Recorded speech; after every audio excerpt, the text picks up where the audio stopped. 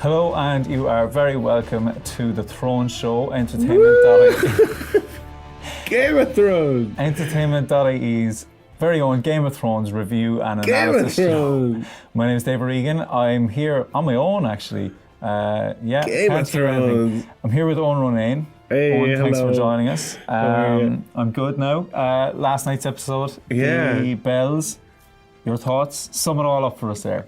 It's certainly a show. No, I really enjoyed it. It had some ups and downs, but I thought in terms of spectacle and stuff, the CGI was incredible. We certainly saw a lot of King's Landing finally burn and a lot of prophecies come to fruition, but a couple of character decisions that have irked me the wrong way. I don't know about you. Well, I certainly look forward to hearing all about them. I actually very much enjoyed the episode. And like you say, like there were a couple of things, maybe a couple of question marks, but there's never going to be a perfect episode. Yeah. So let's just move on to the main story. Daenerys. Has she gone full Mad Queen? She's gone full Mad Queen, hasn't she? Yeah, they really just, I don't know, I can't help but feel like it kind of came out of nowhere this season that, like, did she actually earn being that much of a looper? I suppose there is that argument, like, but in a way you can kind of look back at the previous, like, maybe season or so, and it has kind of been building up to it. I mean, she has been steadily and sometimes quite rapidly losing all of her support structures. That's fair. And it seemed like it was only a matter of time.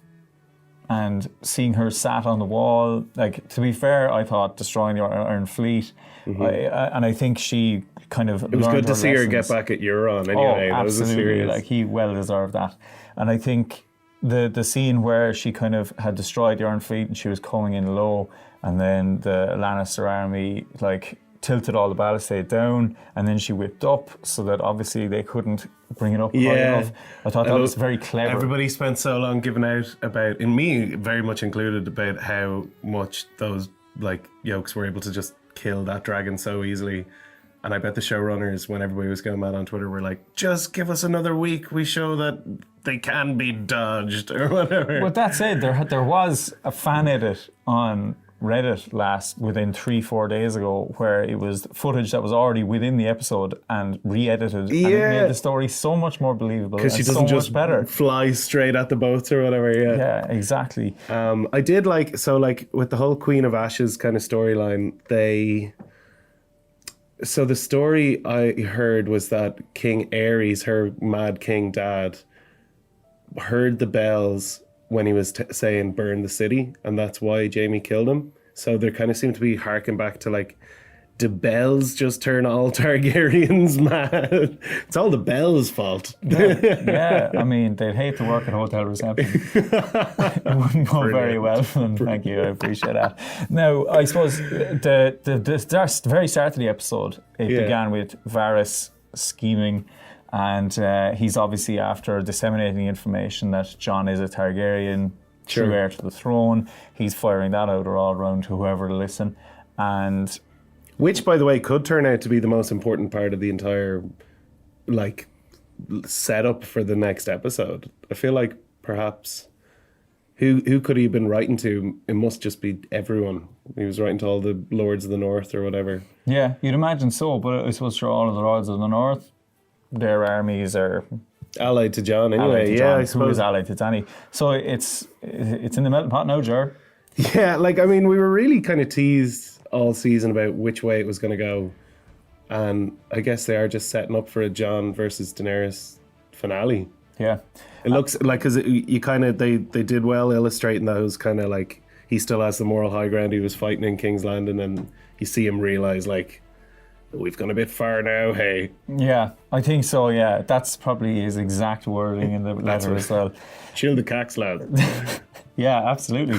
And the very beginning, when he was chatting to the young girl, I believe her name was Martha, because I was thinking back to Batman Superman. Everyone cool is called Martha. And that she said, like, oh, she's not eating. And I mean, there is that thought, like, was he trying to poison Daenerys before all this happened? Yeah. And when Tyrion sold him out, And how about that shot where the dragon was coming up over That Dany's Dracarys head out thing of the dark? was terrifying. Yeah. And I really liked Varys. I thought he was kind of one of the only characters, especially this season, who's been kind of true until the end. Yeah. Where, like, he was dead right. He was probably committing treason against her, knowing that what she would do, and she did it. Yeah, absolutely. He was like, his last words are like, "I hope I'm wrong," and certainly Tyrion's was there not. like, "Well, I've sentenced you to death for treason," and then like Yeah. 2 minutes later, oh no, he was right. Yeah. Like- See, I think that was Varys had run out of faith in Daenerys at that point, where I think Tyrion, it was depleting day by day, and I think he was just like willing her to kind of turn that corner and go, "Do you know what, I'm not going to be the Mad Queen and become sound again." Yeah. But she's absolutely not. But I mean, she even had his brother hostage. Like, that's kind of how cold things got. I was like, "By the way, I've got your brother." Yeah. Hey. Yeah, absolutely. Now, to move on to the real most important thing in the episode. Oh, Cleggan Ball!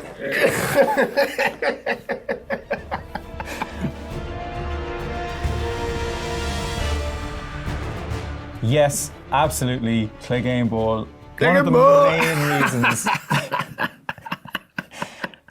That was class. Yeah, it was great. It was so good because that is something that people have been wanting for years. Yeah, years. yeah. And there was a lot of times where it looked like this was not going to happen. It was almost exactly how you envisaged it as well, where the setting was so well done. Like, whatever about the, possible plot holes or like character motivations this episode, the grandeur of it was amazing. Like, you can really see where the budget's going into those scenes of like them on a staircase while a dragon flies by in the background on top of this burning keep. Yeah. It was one of the best face-offs of the show, I think. It was great, and it was one of those things that where it was somebody needed to be killed, essentially. Yeah, exactly. And someone was destined to do it. I mean, does it, in contrast with the death of the Night King, like, does it make the Night King's death to make Who had the what could bigger have happened death? there kind of thing? Yeah. It was brilliant. But like, 3 cheers for the Hound. Like, what a class character all the way through the show. Like, it was cool that Arya was always kind of maybe the person he loved the most. Yeah. And he shooed her away one last time. There's been a lot of kind of decent farewells, fan service this episode. But Yeah, and absolutely, and like the callback to the Red Viper's unfortunate demise. yeah, I was shitting it when that was happening. I was like, no, not again. Like, I can't. It just any TV or movie. Like, I just hate The eyes getting slightest. pushed in. Oh, right. No, please don't. I'd rather you wouldn't. I just hate eyes getting pushed. Oh, it's just this thing about thought, me. The thought of having your thumbs. No, I'm not having it. Yeah, fair enough. And how about the death of Qyburn? Just a complete non-event, but also a serious event. Yeah, That was I feel brilliant. like so many of these deaths you could have said like, oh, they're gonna have to do it that way or whatever. And with Qyburn, he was always the Frankenstein doctor, and it was always him gonna get killed by the monster. But I love that it was just so quick. It was like, obey your right, see ya. Yeah, Like- and just like smashed him and just threw him away like a I thought it was rag doll. important as well because it felt like it meant the Hound was fighting his brother as opposed to this weird zombie thing. It was Yeah. like maybe the Mountain never cared about being the Queen's Guard or whatever. Yeah. And just was just in it for that last big face off. He looked sick as It well. really did look dreadful, yeah. Oh. Yeah. But, and also Cersei just like Qyburn gets killed and she's like, I'll just leave you to Yeah. do this anyway. That's one of those things where like you'd wish someone had a watch and there's what's it? Oh, I have to. Did I leave that crown Leave you up to on- it. Yeah. This is really a family issue. I shouldn't be here. She just trots Hey, it's someone past, call. like, I'm getting a phone call. Sorry. Anyway. yeah. I'll just be okay. Yeah, that was also great. I have to say. No, you, But like you them, mentioned- and that. Sorry, there's another foreshadowed death. Like the Hound hates fire, but the only thing he hates more is the Mountain. The pair of them. Yeah, that was quite the fall as well. They could fall for ages. I was like, there's a good 7 seconds here. Now, you mentioned Arya, to move on to her. She not so much played a pivotal part in the episode, but a lot of the episode focused on her, and it was kind of, I believe the producers, the writers mentioned that they wanted to put her in among the peasants, the common folk, to see add the that bit of suffering emotion kind of, there. yeah, like, absolutely. that we'd be emotionally invested. I thought some of the scenes she was in, to be fair, she got rattled around an awful lot. Yeah. She was getting knocked out every She's been 7 really seconds. one of the biggest anchor characters this season. She's going to be having, she's surely had a few concussions at this point. Yeah, just leave it out. Yeah, later life won't be nice to her. Do you think, like, so with the horse symbolism and stuff like that, do you think the whole point is that she's now going to kill Daenerys? Do you think? I think that's where all if the anything signs was are foreshadowed- pointing it. Yeah, But at maybe. the same, like, if I'm just thinking if the writers are chatting and they're like, and then we'll have Arya kill Daenerys, and they're like, but you had her kill the Night King. She can't kill her as well. Yeah. So like, they might do a bait and switch where it's like she looks like she's going to kill Daenerys, and maybe Jon stops her or something. I think they've set it up in too obvious a way for Arya to kill her. And I mean, the whole. Well, they've only got an hour left or whatever it is. Well, this is true, but I mean, they have to put another twist in the tail there. Otherwise, she's literally just an assassin who just is really good at killing. And just why didn't they just send her in her own? Because she seemed to be making headway. Maybe we will just never see her again. Maybe that was her just riding off into the distance. Well, she is spotted in the teaser for the fight finale. So, like, if she was riding off into the distance, she'd be gone. There's a whole biblical reference there. I'm not sure if I'm going to get the quote right. Oh, yeah. And it's from Revelations, which I looked at this morning. I'm not terribly religious myself. I might be. Who knows? Every Bible verse. And the quote is, "And I looked, and behold, a pale horse. And his name." Sure, Dave, you're just reading that off that phone you've hidden yes, behind that absolutely. And hell followed with him. Well, I was hardly going to learn. Sorry. So, you think maybe the horse is death embodied or something? I feel like they're making some symbolism there. That didn't happen by accident. There's also the argument that the white horse is harking back to the white horse that Daenerys was given by Khal Drogo, and it was all about her purity. And that was kind of the moment in that season when Dany was like, "Oh, actually, things might not be so bad being married to this lad." And then you see the horse in the ruined city, ashes all over the shop, burned bodies. That's a really good blood point. on the horse. They're like, she's clearly been tarnished as a character. Yeah. And I still can't believe she chose, so she's just the queen of ashes now, as they predicted. Yeah, and then there's the little girl who unfortunately met her end not moments before the horse with her mother, but she was carrying around a little white horse toy. Yeah, exactly. I'm not really sure what the symbolism there, but is it just innocence lost or whatever? Yeah. It must be something like that. She was doing laps of King's Landing, pouring fire on it for like 25 minutes. She really was. And like, I think at one point Cersei was, for a change, staring out the window, not saying anything at the whole city being burned. And I was like, has she done anything Daenerys else? is like a quarter of the way through the city. She was like a game of Snake when you're being overly cautious, and she was working her way down. And I was like, she's going to be another 40 minutes before she gets to the right So, like, keep. that is one of the things that annoyed me. It's like, what is Daenerys' goal? Because, like, we can build up how, like, alone she feels and stuff, but, like, at the end of the day, okay, point that dragon towards the top of the Red Keep, kill Cersei. Everything else is just pure slaughter, like. Well, I think you could say she's just lashing out after Jon and summoned her earlier in the episode, because she is a said, big part of it. "I'll rule through fear." So, and I mean, like, you could wonder, like, does she necessarily want to rule, or is it that she constantly harks back to it being her destiny, and that she should be the ruler? So she's like, "I'll rule through fear." Maybe if I'm a really bad tyrant, yeah, there'll never be other ones. I'll be nice to the grandkids of the survivors. Yeah.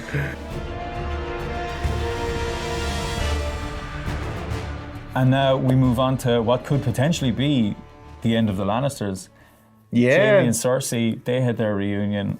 What were your thoughts on that? I thought it was really well done. Yeah, I mean, I thought it was a bit of a betrayal of Jaime's character to ride south in the first place and abandon the happy life he could have had, undoubtedly.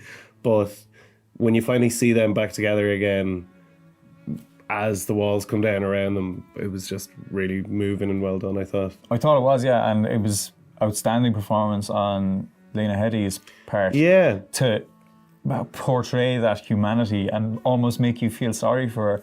It nearly makes you forget about every other thing that she's done and what's happened. Literally, the only way to bring out that much humanity from her was to have someone else being even worse.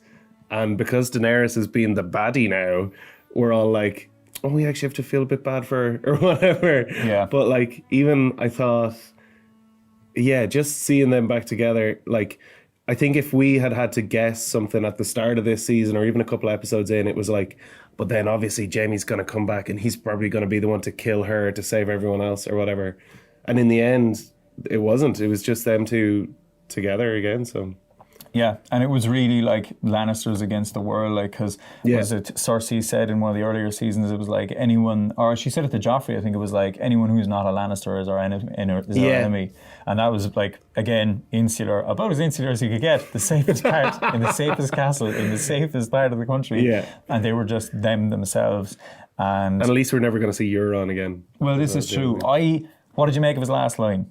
Give over. I wish he had just blown up on that dragon ship, and there's no need for him to half stab. I thought that was a real, like, he might as well have stared down the camera and given it a wink when he's like, I'm the man who killed Jaime Lannister. So I'm such a legend. Exactly, yeah. Well, he is a massive legend, and he's appeared out of nowhere again. Yeah. And I think what they meant for that was to just pile on, because clearly Jaime thought Cersei was great up until this point, and to pile on the whole, like, to basically let Jaime know that he was after bedding Cersei. Yeah. And I think that was just an extra element of Jaime proving that, like, she's terrible, but he has a hold over, or she has a hold over. And I think when the walls are coming down around them, it's the Rains of Castamere playing in the background. So again, feckin' the composing this season has been amazing. The music cues are some of the best. The music has been 10 out of 10 in every episode.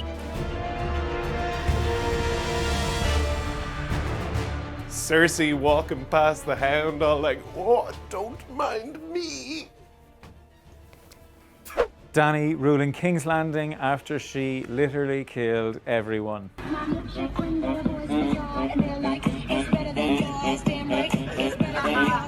Did they just really off-screen murder Varys after all this time?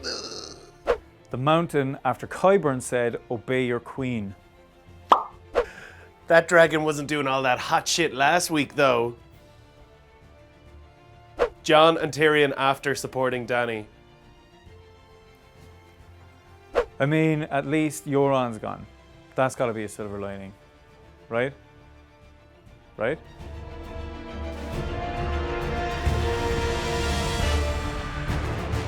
And now we move on to the finale.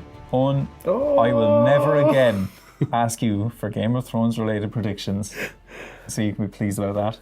But now, tell us everything that's going to happen. Wrap up the series, if There's you will. no point trying to guess. I'm just in it to watch the thing.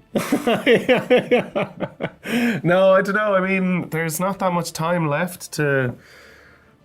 I think it'll all... Well, as we all knew, it's going to come down to those final central characters. There's a good few of them still standing. I'm going to fire some questions at you. So, is Dany going to be alive at the end of the series? No, I don't think she will be. Which is probably unfair, but that's how it's gone down. How's she going to die? Maybe Jon will kill her. Or Arya. For her own good, apparently. Fair enough. What's going to happen with Drogon? There'll be one dragon left, and it'll get, like a castle will fall on it. A castle's going to fall on it? A castle's going to fall on it. Okay, that would be... In a way, I'd actually love to see that. It'd be so abrupt and just so out of place. Castle's going to fall on it. I'm calling it now. Okay, yeah, I appreciate that. I can't wait to chop this clip out and put it out next week when Drogon gets killed by a castle falling on him. Yeah. Just going to name a few other characters off the top of my head, and you tell me whether they're going to survive or not. Davos. He becomes like an onion king of his own ship.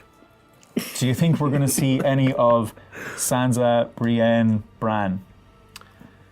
I don't know. I mean, like, in one way, maybe the only way to end something like this is like some kind of 10 years later flash forward to old Jon on the throne, or some other kind of wrap up, because you're just not going to get across. Can you end an entire show by just saying, and it looks like it's going to be pretty grim from here on out. I mean, that's kind of what they've always said. If you think it's going to have a happy ending, you're wrong. Like, so, because it's often been said that George R. Martin was he was always interested in portraying the whole, you know, taking over and being the king kind of stuff, but that he focused a lot and was always very interested. And he used to say this in interviews. He was like, people always do these wrap-ups where somebody wins the throne and they don't do the following time when it's like, they don't no, forget it's established policy, this kind of stuff. Yeah, exactly. And he was always like, I want to know about that stuff. So I'm wondering if this stuff kind of comes into it. Anyway, that's so true, yeah. If we've proven anything, it's that we, like an oft-beloved character, know nothing. Thanks very much for joining us here on The Throne Show. I know loads of stuff. You don't. What's 6 + 8? Castle's going to fall on that yoke. All right, okay, yeah, fair play. I appreciate that. Well done. We'll try that exact question this time next week. Thanks very much for joining us here on The Throne Show, folks. Check out entertainment.ie for all your Game of Thrones related coverage, and we'll see you in a week's time.